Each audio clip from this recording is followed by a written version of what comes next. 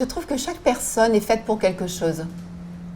Chacun de nous est fait pour quelque chose. Et quand on arrive à trouver le pourquoi on est fait, eh bien, ce n'est plus du travail, c'est juste une façon de vivre. Quand j'avais 9 ans,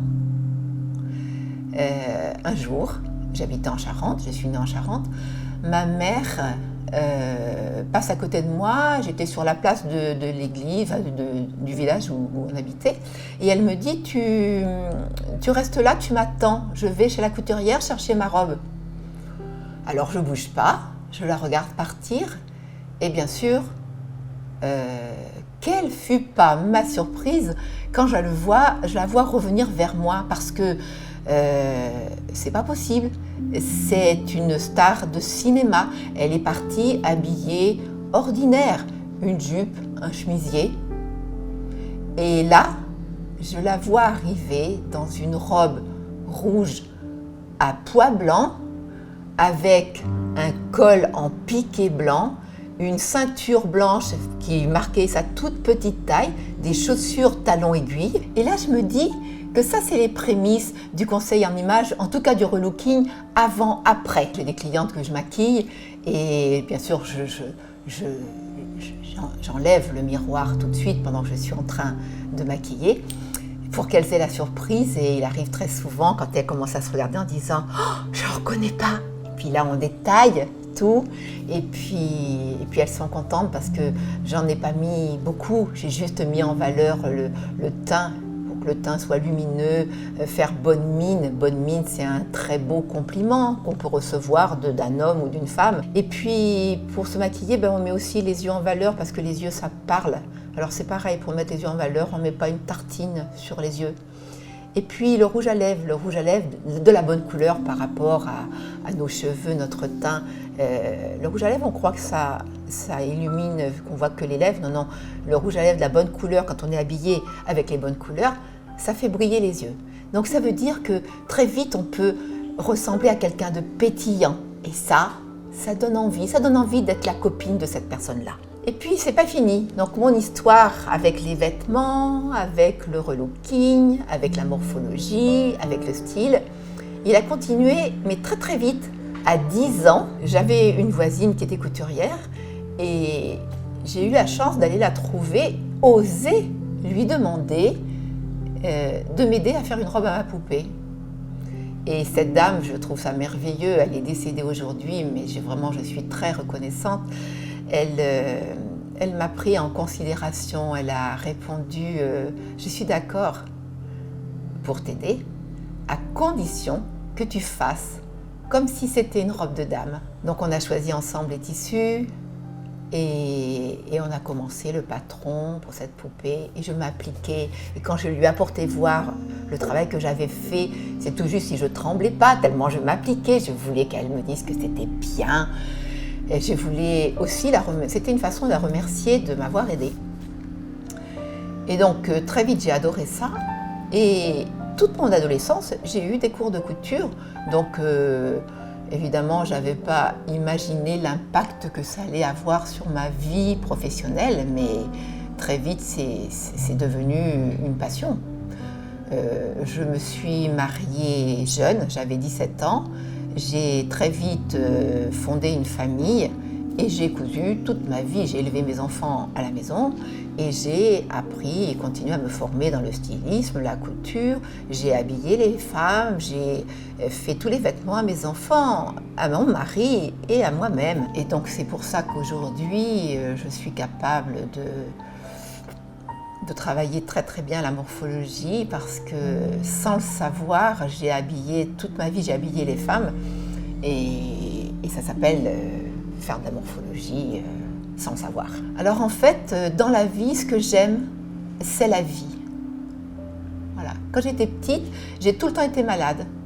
J'avais en fait une malformation à la vessie, du coup j'étais toujours malade, j'avais de la fièvre et tout ça, mais on ne savait pas ce que j'avais. Donc j'ai eu une mère aimante, qui a pris soin de moi, qui m'a protégée, mais qui m'a aimée gratuitement. Elle ne m'a pas gâtée à outrance. D'abord, on n'avait pas les moyens.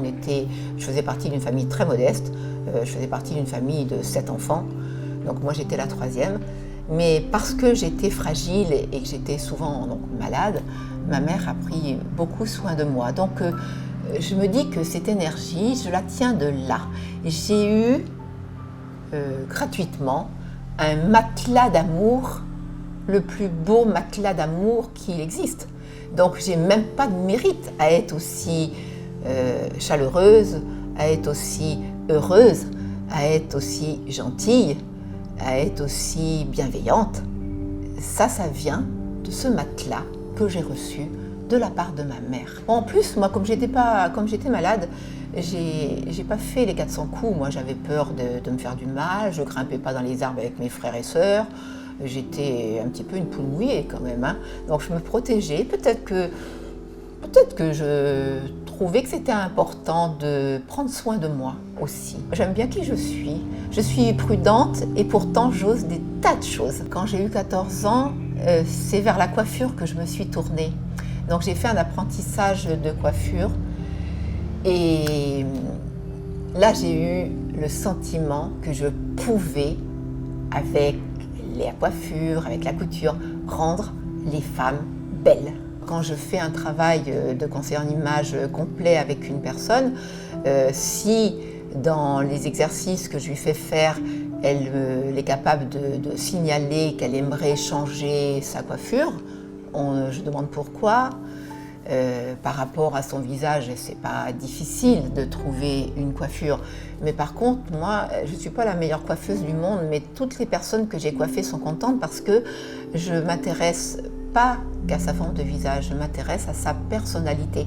Donc la coiffure, il va falloir qu'elle lui ressemble. Je suis contente aussi d'avoir appris à coiffer parce qu'à partir du moment où cette cliente fait un travail complet avec moi et qu'elle me connaît bien, qu'il s'est instauré un climat de confiance, je trouve dommage de l'emmener chez un coiffeur.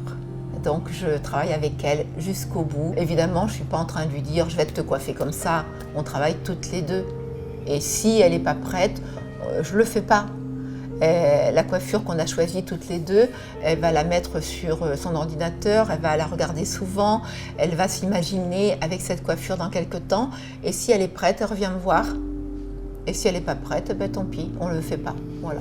Donc c'est aussi du respect. Alors je ne sais pas l'âge que j'ai parce que ben c'est vrai, j'ai 68 ans, mais je ne sais pas. Je crois que je saurai l'âge que j'ai que si je suis malade ou si je perds mon enthousiasme.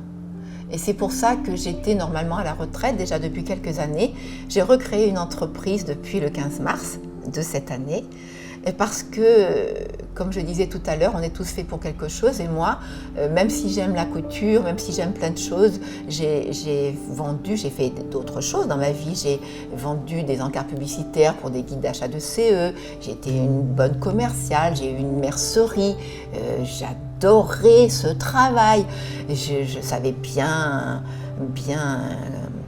comment dire, renseigner les gens, les diriger, quelque chose de bien pour décorer leurs vêtements. Je savais tout ça. Eh bien, aujourd'hui, je sais que le vrai travail qui est pour moi, c'est le conseil en image.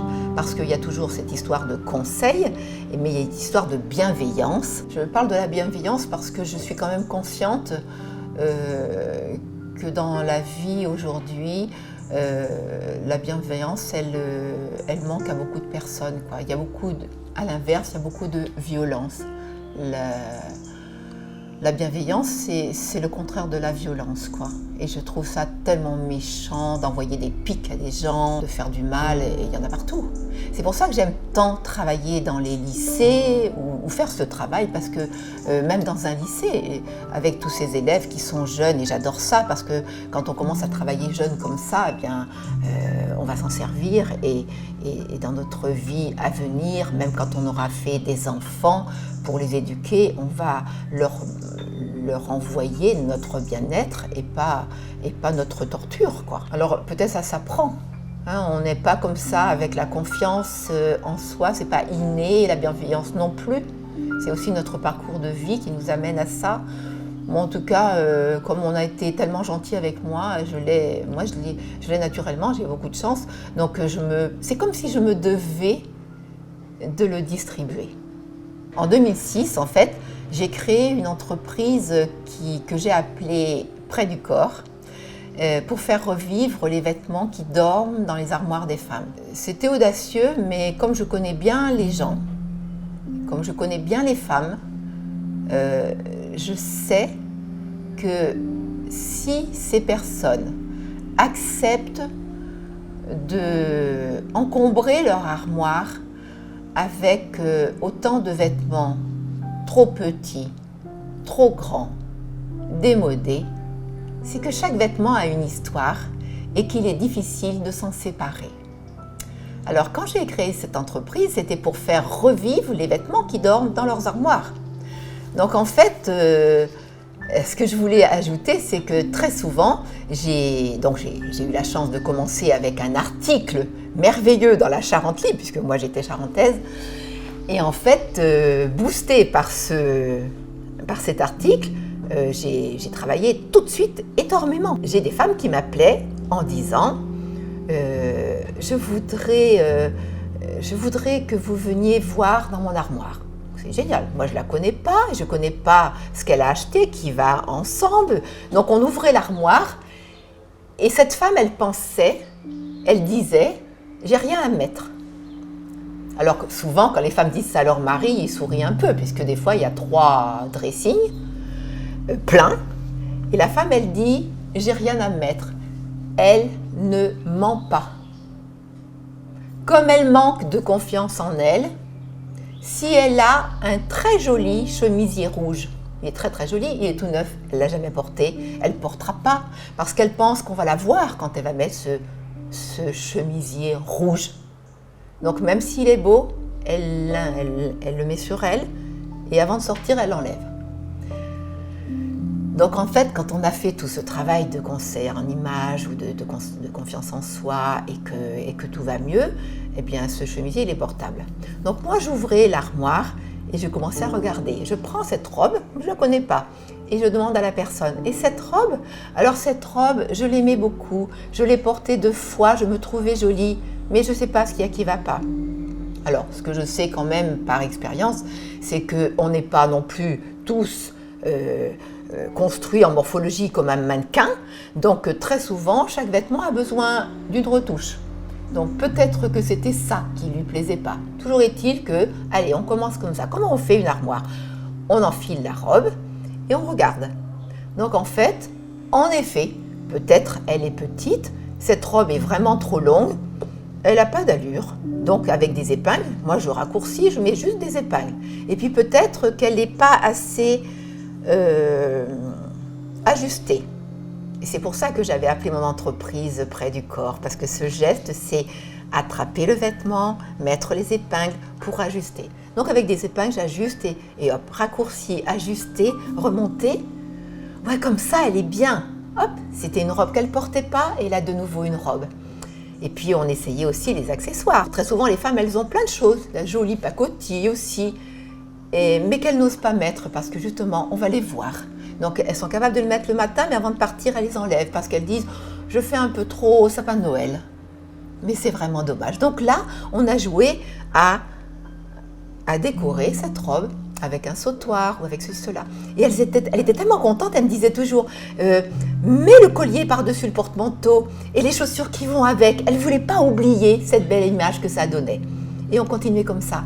Et quand on avait fait 2 ou 3 exemples de tenues, elle devenait belle. Et je ne manquais pas de leur dire mais vous êtes très très belle. Elle me disait c'est vrai, c'est qu'en fait, elle est en train de reprendre confiance en elle. C'était Pretty Woman qui, sans sortir de chez elle, avait construit une garde-robe. Et c'est un métier que j'adore, vraiment, faire revivre les vêtements qui dorment dans les armoires des femmes. Un tailleur qu'un mari a offert à sa femme, elle adore ce tailleur. Il lui est trop petit, mais elle ne peut pas le jeter. Eh bien, vraiment, c'est pas qu'une histoire de couture. Il faut avoir des idées parce qu'il faut mélanger des matières. Moi, je suis capable de lui agrandir et pour qu'il soit encore plus beau. Je vois ce qu'il faut faire Et du coup, la femme, elle est folle, folle de joie de reporter son tailleur. Mais le mari aussi, il est content. Hein. Alors les hommes, ils me font faire des retouches. Voilà, ils me font faire des retouches. J'ai fait pour quelques hommes très coquets. Eux, ils adoraient des belles chemises ou des vestes originales. Ça, j'en ai fait quelques fois. C'était un restaurateur il était très original, il avait des cheveux longs. Et lui, il savait que je cousais, il voulait une veste. Et bien lui, je lui ai fait avec lui. Hein. On est allés ensemble chercher du tissu et tout ça. Et c'était merveilleux. Ce travail, il est fait autant pour les hommes que pour les femmes. Mais seulement, ils n'osent pas, mais dans un centre de gestion, puisque je fais des stages dans les centres de gestion, dans les chantiers d'insertion, il y a autant d'hommes que de femmes. Et du coup, je suis ravie parce que ça marche. Et alors après, il y a quelque chose qui me désole et que je sais pas, enfin, j'ai donné un conseil à un monsieur qui savait très très bien le travail que je faisais. Il voulait offrir ce cadeau à sa femme et disait j'aimerais beaucoup lui offrir ce cadeau. Et en fait, je lui ai dit pourquoi tu le fais pas? Il m'a répondu j'ai peur qu'elle se vexe. J'ai peur que si je lui dis je t'offre ce cadeau pour un concert image, j'ai peur qu'elle me réponde je suis pas assez bien pour toi. Alors j'étais désolée parce que c'est vrai que ça peut arriver et c'était pas du tout le but. Hein. Et du coup j'ai dit écoute, il faut que tu fasses autrement. Pour qu'elle arrive à faire un vrai beau conseil en images, il faut lui présenter autrement. Il faut lui dire est-ce que tu connais tes couleurs? Elle va dire non. Non. Alors je connais une conseillère en images de soi qui peut te faire découvrir les couleurs qui illuminent ton visage. J'aimerais beaucoup t'offrir ce cadeau. Et il l'a fait. Et elle était ravie parce que elle n'a pas fait que les couleurs, on a suivi, on a fait tout, et elle était très contente. C'est le fait de dire, il veut me changer, il n'est pas assez content pour moi, il n'est pas assez content de moi, et c'est dommage. Pour moi, c'est très très important de faire un stage pour les lycéens. Alors j'aime beaucoup faire les BTS par exemple parce qu'ils sont encore des étudiants, mais ils sont prêts à être dans la vie professionnelle. Donc ça va leur servir tout de suite.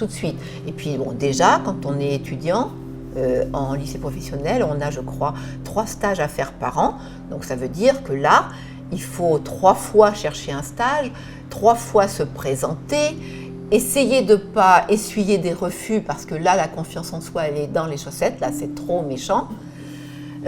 Donc je trouve que c'est essentiel de se rassurer, d'apprendre des choses, un comportement, apprendre à sourire. Donc j'adore faire ça avec des grands, mais j'ai eu l'occasion de faire aussi avec des secondes dans un lycée professionnel. Et ça, c'était merveilleux. C'était vraiment à l'initiative d'une prof qui pensait que c'était une bonne idée de commencer si jeune. Et en effet, moi je sais qu'au Canada, le conseil en images se fait dans des écoles primaires. Et ça, c'est merveilleux, parce que dans le conseil en images, on essaie de trouver les qualités qui nous correspondent, tout ça. Donc, même un CP, même un CE1, même un CE2, on peut leur demander, est-ce que tu connais tes qualités? Alors, quand on est un peu plus grand et qu'on demande ça à un adolescent, il dit, oui, mais je ne peux pas le dire parce que ça paraît prétentieux. Alors que même un petit dit « tu connais tes qualités ?» Il va te répondre « ça, mais déjà ça le situe, ça le rend plus droit. » Mon stage, il n'est pas différent avec des étudiants ou avec des adultes. C'est-à-dire que je vais faire tout ce que je fais dans mon stage normal et à la fin, parce que très très souvent, les adolescents, ils sont en colère. Ils sont en colère parce que c'est difficile d'être jeune. C'est difficile parce qu'on n'a pas d'argent, on dépend de nos parents, on habite chez nos parents, on a plein de devoirs à faire, donc on n'est pas libre, on est obligé de travailler beaucoup, en plus en dehors des cours, il faut qu'on travaille.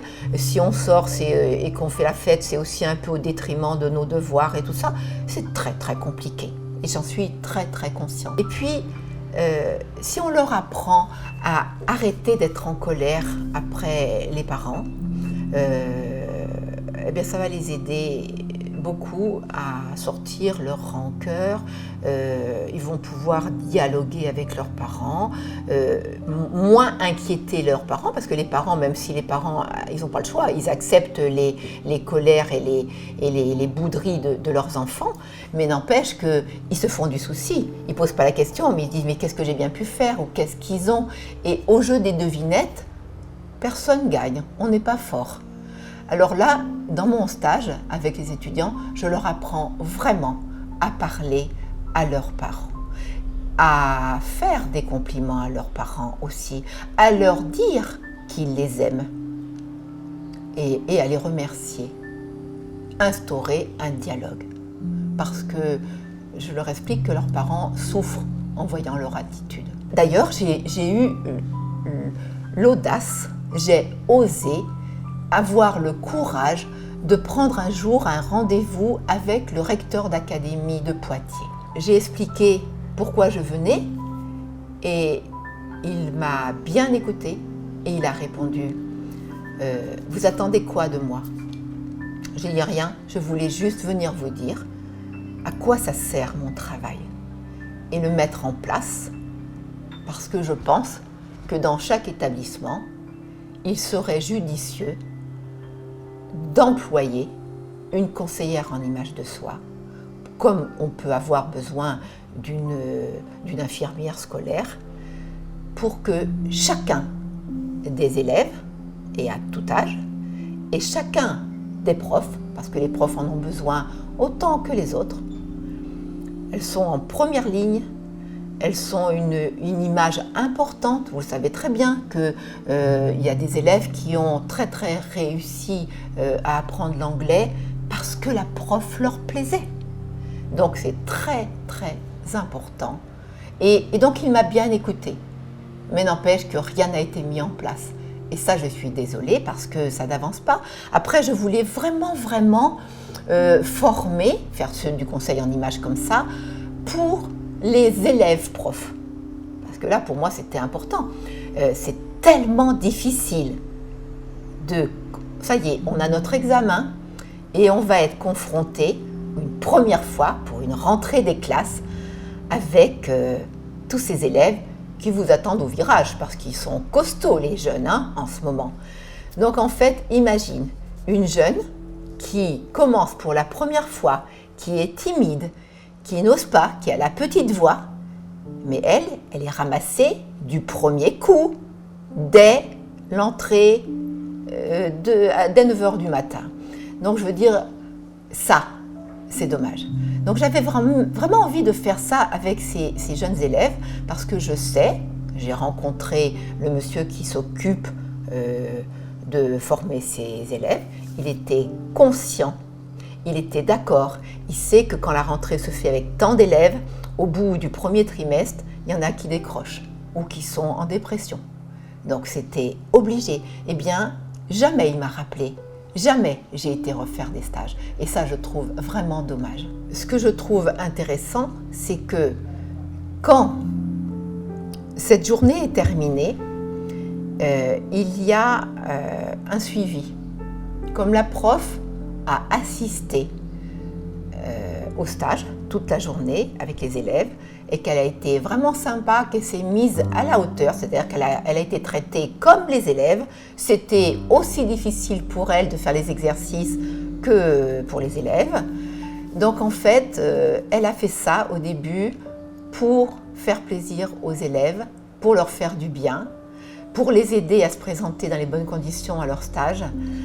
Mais il y a des retombées qui vont bien plus loin que ça. En fait, elles sont ravies parce que dans la classe, les élèves ont compris, même quand il y a eu des clans, vous savez très bien, les trois là, moi je ne les aime pas parce que voilà, eh bien quand on a fini un stage comme ça, c'est interdit.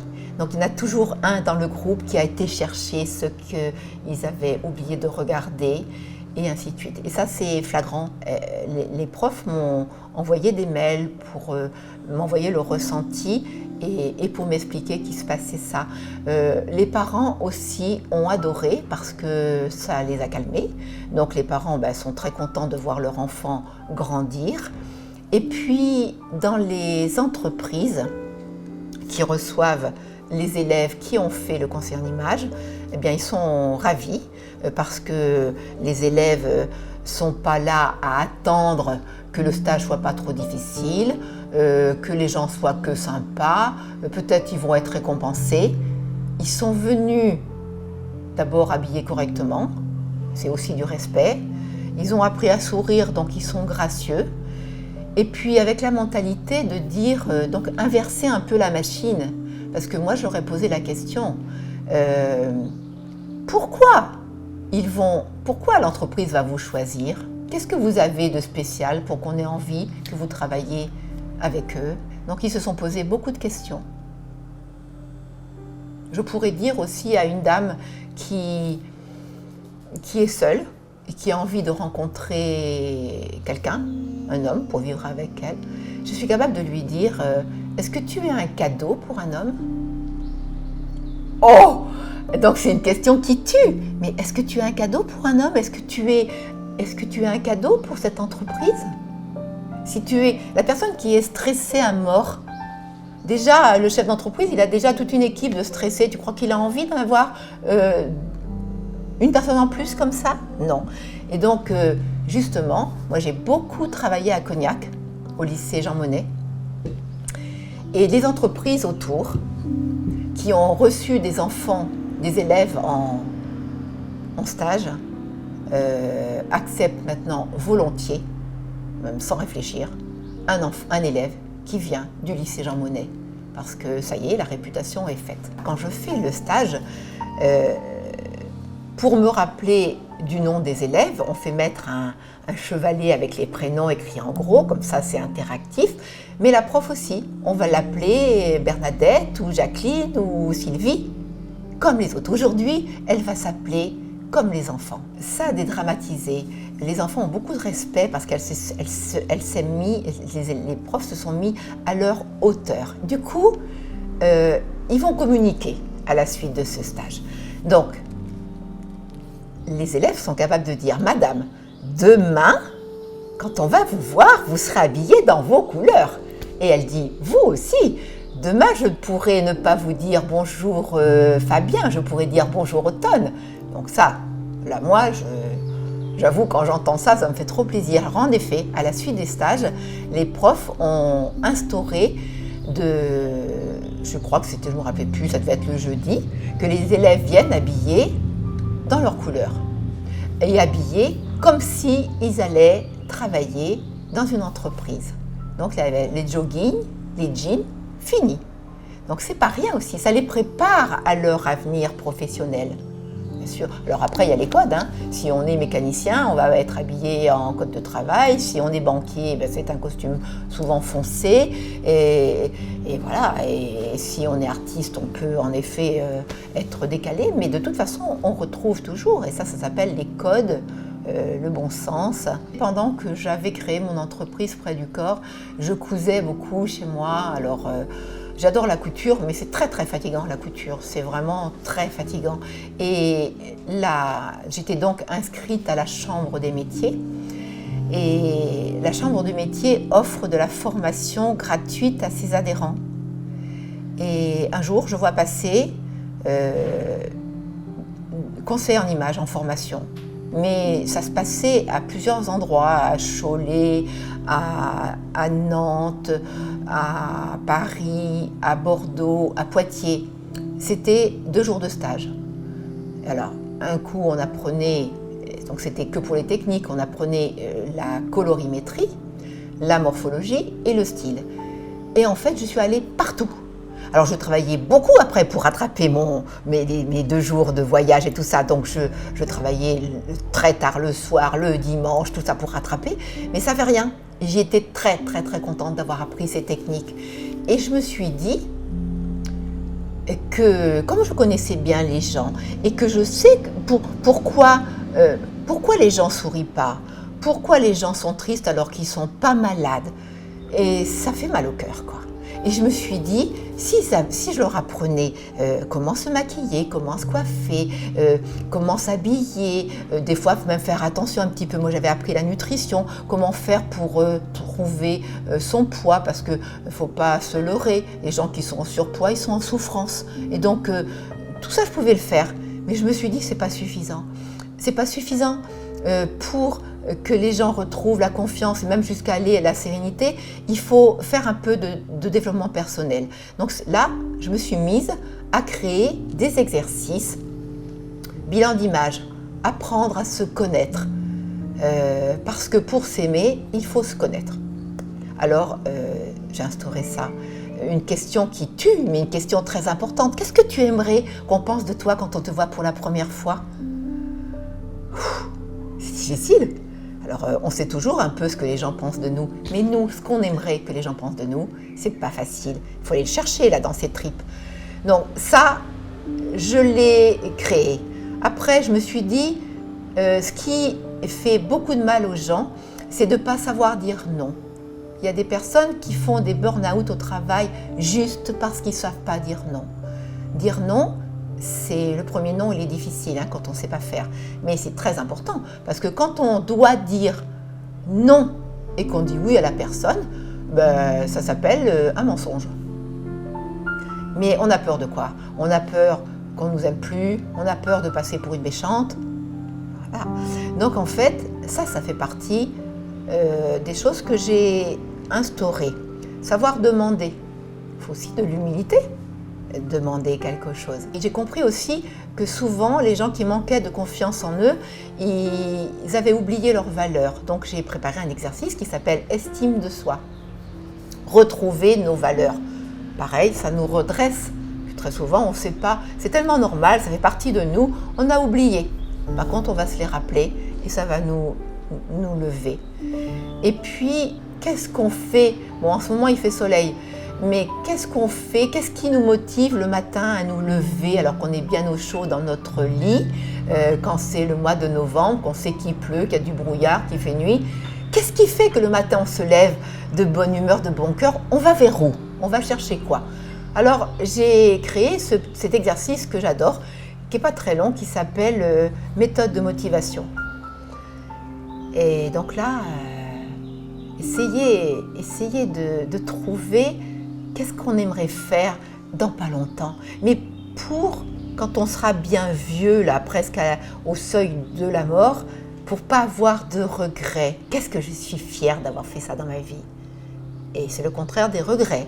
Pour éviter les regrets, il faut faire ça. J'étais en train de créer ma méthode de travail. Le but, c'était de vivre comme un papillon. J'adore cette image parce que le papillon, il est beau, il est léger et il est libre.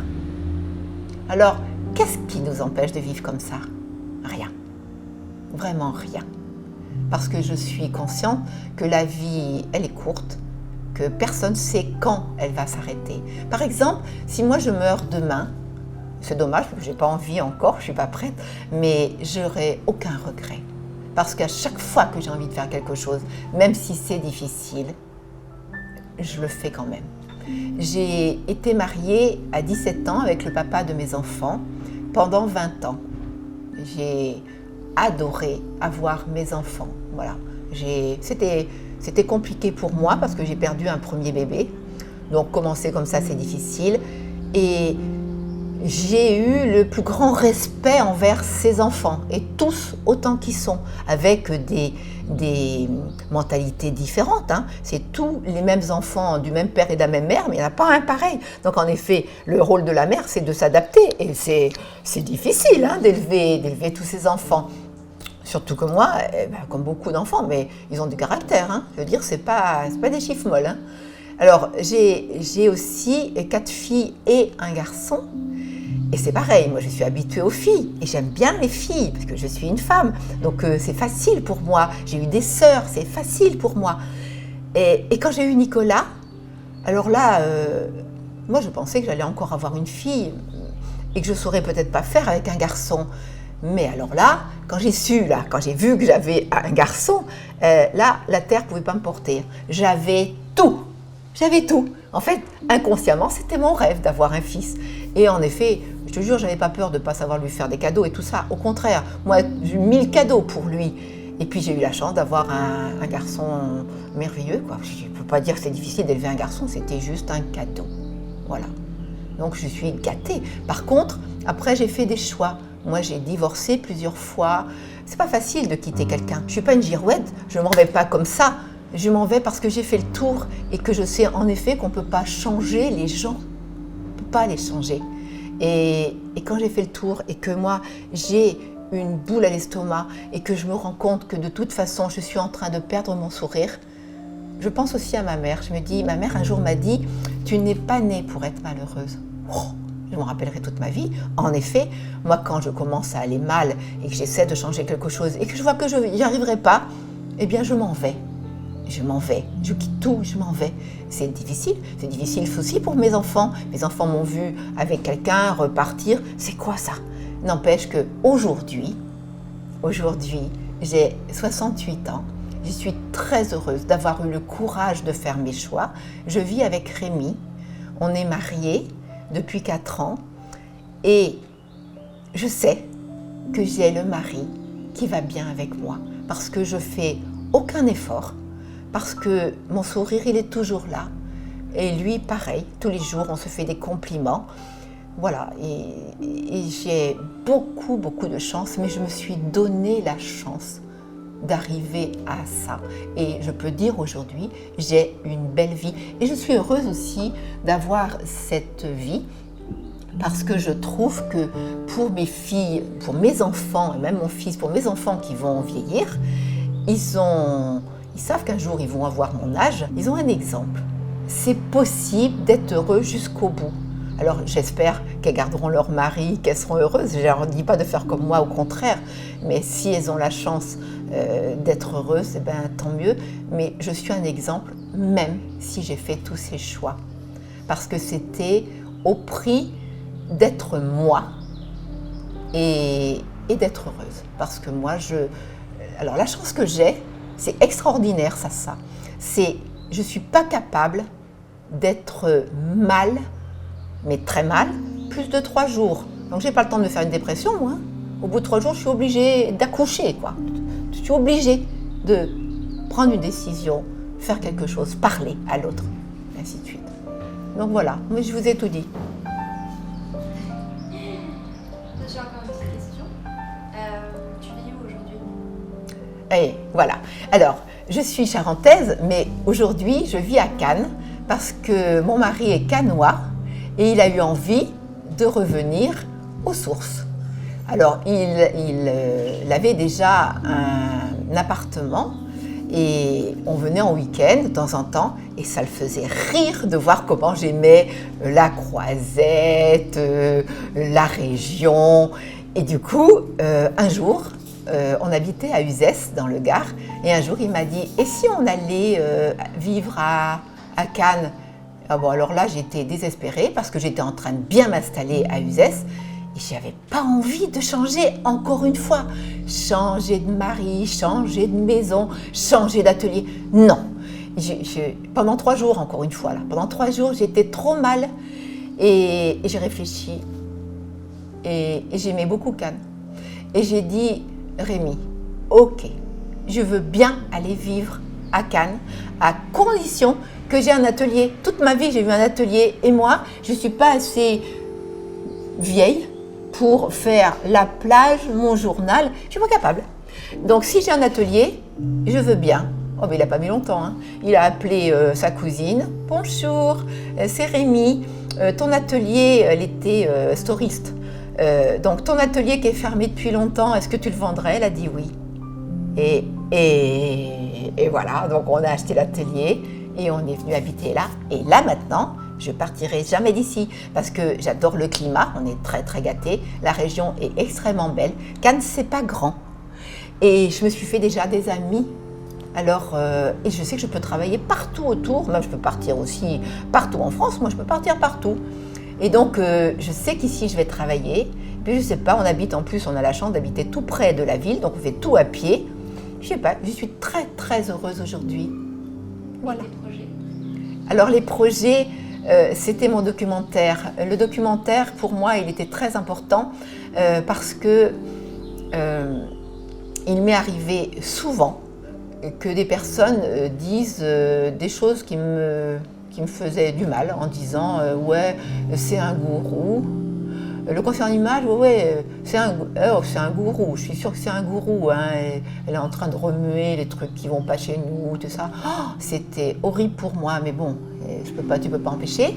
J'entendais aussi des gens qui disaient ah oui, c'est comme Cristina Cordula. Je l'adore, Cristina Cordula, c'est au contraire, elle me fait de la pub, elle est mignonne comme tout. Mais je ne suis pas Cristina Cordula puisque justement, moi j'ai ajouté aux techniques du conseiller en image toute la partie développement personnel parce que pour moi c'était très complet. Et donc c'est l'occasion pour moi de mettre en lumière mon travail. Voilà pourquoi mon rêve, c'était de faire ce documentaire. Je suis très fière. C'était pas facile d'organiser ça. Pareil, c'était pour moi, c'est un exploit d'avoir mis ça en place. Et bien sûr que ça se termine aujourd'hui et je suis contente parce que voilà. Donc j'ai toujours le projet d'apprendre le grec et j'en ai pour toute ma vie parce que tellement c'est difficile. Donc je vais continuer à reprendre les cours. Mais pour l'instant, je ne sais pas, mais peut-être je vais aller faire un voyage avec Rémi et je vais arrêter d'être omnibulée par mon documentaire. Mais après, c'est obligé, j'aurai d'autres idées puisque j'en ai souvent. Voilà. Et que je suis toujours en forme et que je ne suis pas malade et que j'ai beaucoup de chance. Moi, j'ai une dernière question. Quel message tu voudrais faire passer à la jeunesse? Alors, je voudrais dire à la jeunesse, soyez sourds. Soyez sourds. Ça veut dire n'écoutez pas quand on vous dit que c'est la crise, quand on vous dit que c'est difficile, quand on vous dit que tout est fermé. N'écoutez pas. Au contraire, quand il y a la crise, quand les gens vont mal, quand ils sont tristes, si vous avez un objectif, mettez-le en place. Voilà. Vous avez la chance d'être jeune. Je sais que c'est pas facile d'être jeune, mais si vous parlez, si vous enlevez vos colères et vos rancœurs, vous serez des belles personnes tout de suite.